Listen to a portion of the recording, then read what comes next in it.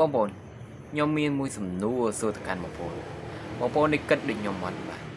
ថាមួយរយៈពេលចុងក្រោយនេះប្រហែលឆ្នាំចុងក្រោយនេះដែលគុណខ្មែរយើងចាប់ផ្ដើម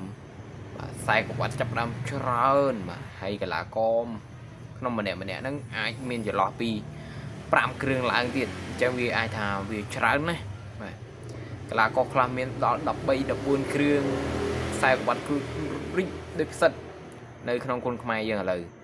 តែខ្ញុំមានសំណួរមួយចង់សួរថាបាទតើខ្សែក្រវ៉ាត់ហ្នឹងវាយកមកមានផលប្រយោជន៍អត់ឬគ្រាន់តែយកមកទុកចោលទេបាទយើងឃើញហើយបាទមានខ្សែក្រវ៉ាត់ខ្លះក៏បាទមានការដដើមមានការសងសឹកឬក៏វាយយកឬក៏ឲ្យអ្នកមកដដើមចឹងទៅហើយហ្នឹងគឺគ្រាន់តែមានសំណួរសួរប៉ុណ្្នឹងឯងអីដែលចង់និយាយហ្នឹងគឺគូអេអាមេរិនពូថងបាទត្រូវប៉ះជាមួយនឹងដៃគូរបស់គាត់ភាសាទៀត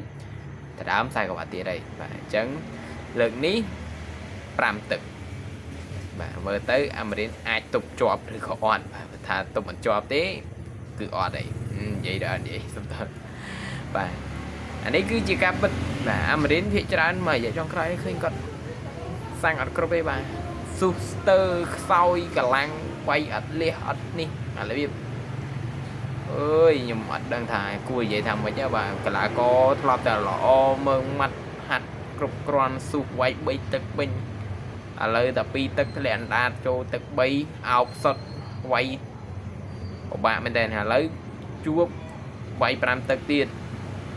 ហើយអត់ដឹងថាមិនម៉ែទេ5ទឹកនេះបើចាញ់គេគឺពិបាករកកីឡាករតដាក់ទៀតបាទព្រោះកីឡាករនោះគាត់ខ្ពស់ទី1ខ្ពស់ទី2គាត់ល្អបាទអញ្ចឹងពិបាករកតិចបាទអ្នកខ្ពស់ហើយអ្នកចេះវាយខុសពីអ្នកខ្ពស់មិនចេះវាយខ្ពស់ហើយចេះវាយគឺពិបាកមែនទេគ្រាន់តែទាត់យើងនឹងគ្រាន់តែធាក់កាត់យើងនឹងក៏ងាប់ដែរយើងនិយាយឲ្យក្រក់ស្ដាប់ចឹង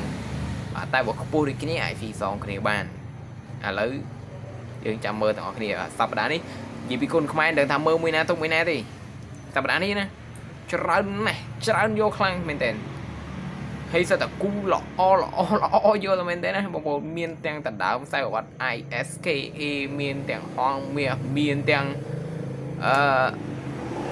បាទអេអាមេរិនមានអូយគ្រប់ប៉ុសខ្ញុំនិយាយមែនតើបាទគឺ